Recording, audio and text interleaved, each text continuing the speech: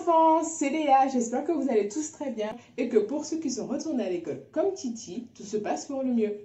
La semaine dernière, nous avons fini notre thématique sur les caractères avec l'amour, en voyant que l'amour est joyeux, l'amour est fort, l'amour est grand. Cette semaine, nous entrons dans une nouvelle thématique qui est...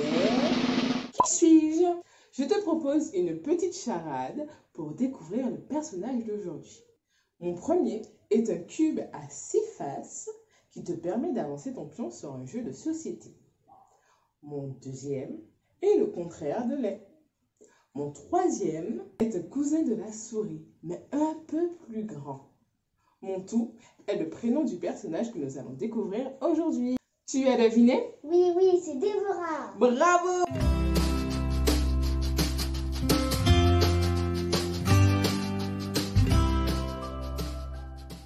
Je crois qu'une petite activité nous aidera à mieux découvrir Déborah. Comment ne pas oublier tout ce que l'on a appris aujourd'hui à l'aide de notre fiche? Pour préparer la fiche d'identité de Déborah, tu devras récupérer sur le drive la fiche d'identité de Déborah. Et maintenant, place à la découpe. Et voilà. Et voilà, ta fiche est prête. Tu vas pouvoir écrire toutes les informations de la leçon. Maintenant, je la passe à Léa. Vous avez bien écouté? Alors, passons à la suite. Merci beaucoup, Darsina. Nous allons pouvoir écrire sur notre petite fiche toutes les informations essentielles sur notre héroïne. Te souviens-tu de son prénom? Oui, c'était Déborah. Nous voyons dans le livre de Juges, au chapitre 5 dans la Bible, que Déborah n'était pas simplement une femme mariée. Non, elle était aussi une maman, une femme qui était très courageuse, avec beaucoup de sagesse, mais aussi une poétesse. À ton avis, qu'est-ce que c'est une poétesse? Une poétesse est une personne qui écrit de petites comptines que tu peux apprendre à l'école, comme Au clair de la lune ou encore Frère Jacques. Eh bien, Déborah avait ce talent. Elle en a même écrit un à Dieu pour célébrer sa victoire, que tu pourras lire dans le livre de Juges au chapitre 5. C'est terminé pour aujourd'hui. Nous avons vu que Déborah ne se résumait pas simplement à être une femme mariée ou une maman.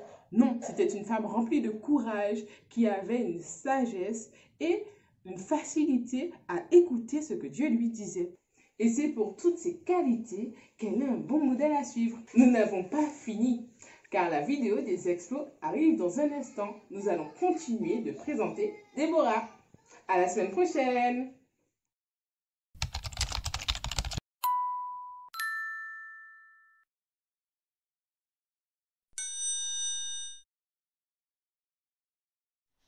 Salut les gars les filles, comment allez-vous? Je me présente, je m'appelle Anne-Sophie.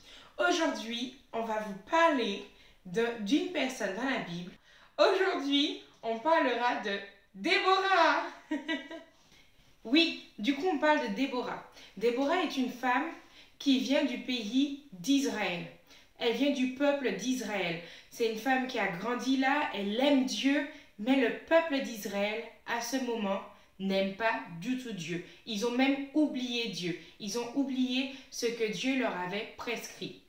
Le peuple de Dieu, du coup, se retrouve sous le gouvernement d'un roi qui s'appelle Sisera. Et ce roi était si méchant, mais quand je vous dis méchant, c'est vraiment, il était ultra violent, méchant. Il avait une armée de 900 gars.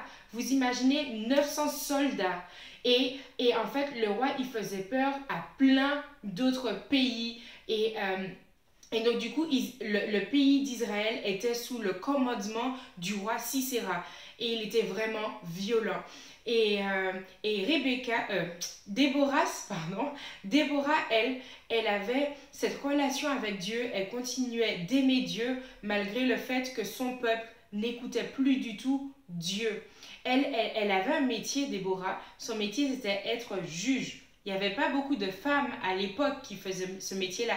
C'était plus des hommes. Mais elle avait ce travail. Et tous les jours, elle allait sous un palmier entre deux villes, la ville de Bethel et la ville de Rama. Tous les jours, elle allait là et plein de personnes venaient la voir et elle aidait les gens à s'améliorer, à prendre des meilleures décisions, à aller toujours plus loin et à ressembler, à faire la volonté de Dieu. Et Déborah, elle a vraiment eu à ça à cœur. Et un jour, elle a reçu une prophétie de Dieu. Qu'est-ce qu'une prophétie? Une prophétie est une parole que Dieu donne et qui permet de diriger le peuple dans la volonté que Dieu a. Et donc du coup, elle reçoit cette prophétie pour quelqu'un. Cette personne s'appelle Barak.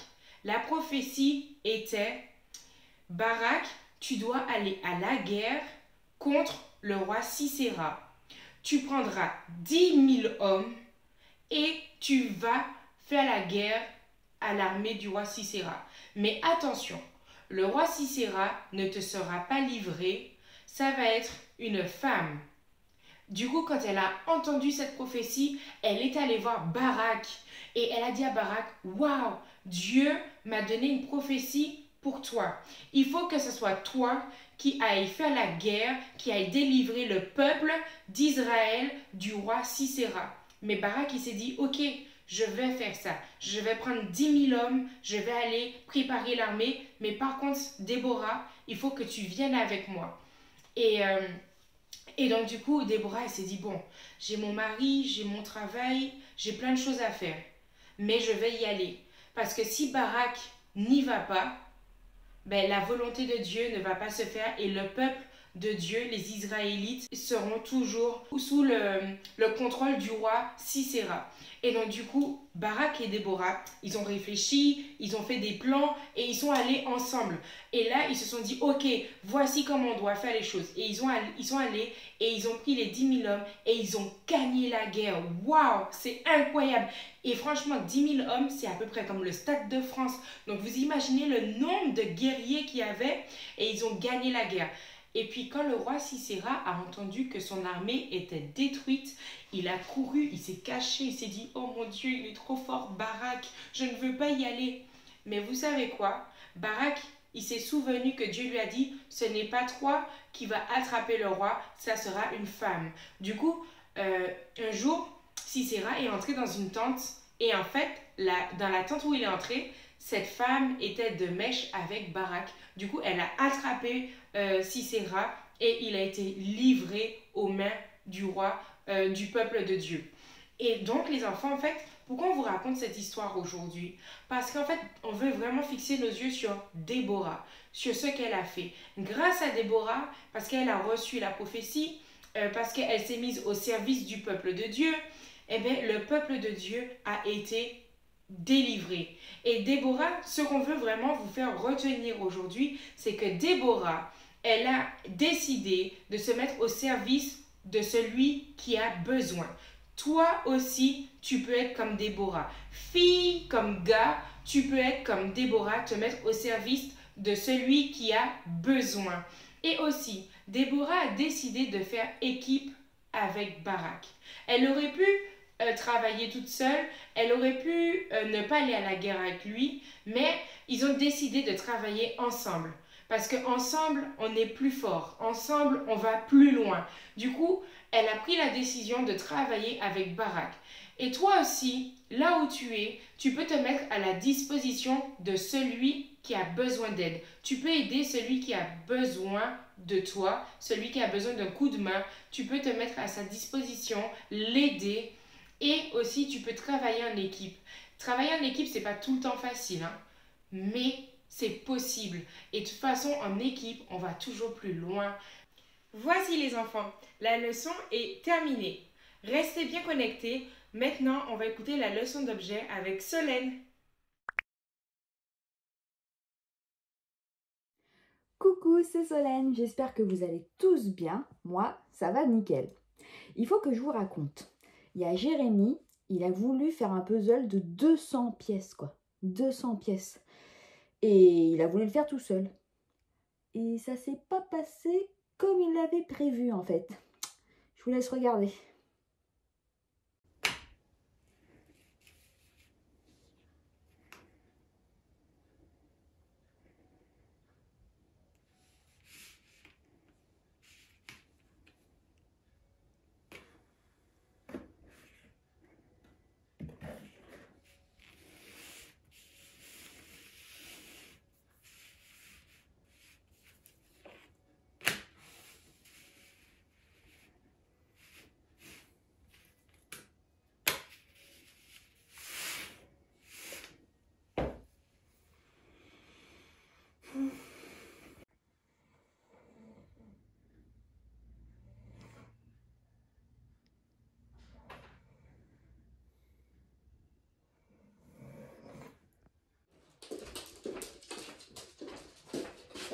Jérém, Mmh. qu'est-ce que tu fous là? Mmh. T'as passé toute la nuit sur le puzzle? Bah... Quoi, quel puzzle? Attends, laisse tomber. Oh, t'as bu combien de café là? Allez, on va le faire à deux. Ça va aller plus vite. Hein. Fais voir. Mais c'est trop compliqué. Hein. À deux, on va y arriver.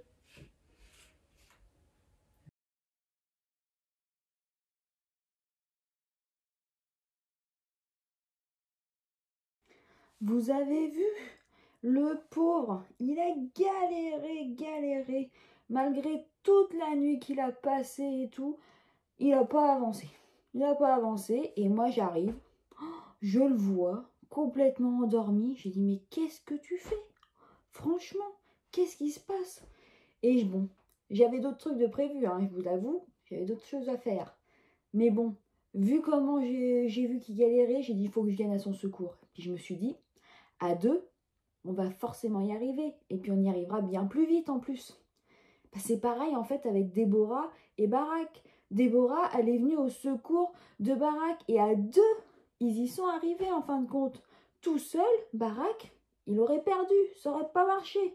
Mais grâce à Déborah, comme ils se sont alliés à deux, et ben là, ça a marché. Donc vous voyez en fait, on est beaucoup plus fort à deux que si on le fait tout seul. On réussit beaucoup mieux. Voilà. Coucou les enfants, moi c'est Inès. Aujourd'hui c'est moi qui vous fais l'application. Alors, on va parler d'un jeu que normalement vous connaissez tous, l'épervier. Vous savez ce que c'est? Bon, pour ceux qui ne savent pas, eh bien je vais vous expliquer les règles. Tout simplement, au départ, on joue à 10. Il y a une 11e personne qui est au milieu et qui sera le chasseur.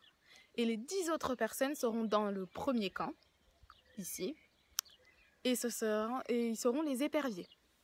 Et le chasseur, il va dire 1, 2, 3, éperviers, sortez. Et à ce moment-là, tout le monde va sortir en même temps pour essayer d'atteindre le camp qui est de ce côté-là. Ok? Donc du coup, tout le monde va se mettre à courir. Et le chasseur, il va essayer de toucher un épervier. Mais c'est tellement dur quand on est tout seul. Mais il va persévérer. Et au final, il va y arriver. Il va toucher une autre personne. Mais du coup, ils seront deux. Et à deux, c'est quand même plus facile. Ils peuvent aussi, à leur tour, chacun toucher une personne. Ce qui ferait qu'ils seront 4 après. Parce que, voilà, ils auraient tous les deux réussi à toucher plus de personnes. Et petit à petit, en fait, tout le monde finit par être chasseur. D'éperviers, ils deviennent tous chasseurs. Et en fait, ça devient plus facile parce que plus ça va, plus il y a de monde qui est chasseur. Si on était tout le temps tout seul à être chasseur, ça serait super dur de jouer à ce jeu-là. Et ouais, c'est pour ça que l'esprit d'équipe, c'est super important. Si, quand on devenait chasseur, on ne voulait plus jouer ou on voulait s'arrêter parce que on veut pas être chasseur, et au final, il n'y aurait pas de jeu parce que ça serait nul. Il y aurait pas de gagnant et il n'y aurait pas de perdant. Du coup, ça serait pas cool pour les autres. Et donc voilà, tout ça pour dire que l'esprit d'équipe, c'est vraiment super cool. Un peu comme Déborah. Déborah, elle s'est mise vraiment au service de Dieu. Elle a voulu aider son pays, son peuple. Et du coup, elle a été prévenir Balak, qui fait que aujourd'hui, le peuple d'Israël a été délivré grâce à elle et grâce au fait qu'elle ait vraiment voulu que Dieu se serve d'elle pour montrer, pour délivrer le peuple, en fait, tout simplement. Dans l'épervier, en fait, le fait que tout le monde veuille bien jouer, c'est vraiment l'esprit d'équipe, mais c'est aussi le fait que s'il y a quelqu'un qui s'arrête de jouer en plein milieu de la partie, ça gâche tout. Vous voyez ce que je veux dire? Du coup, c'est vraiment, en fait, de jouer avec quelqu'un, c'est plus que seulement être là les uns avec les autres, etc. C'est vrai, ou de s'amuser. C'est vraiment se mettre au service des autres pour que tout le monde puisse s'amuser ensemble. Et ça, c'est cool. Sur ce, les enfants, je vous fais de gros bisous et je vous dis à la semaine prochaine pour une nouvelle vidéo. Au revoir!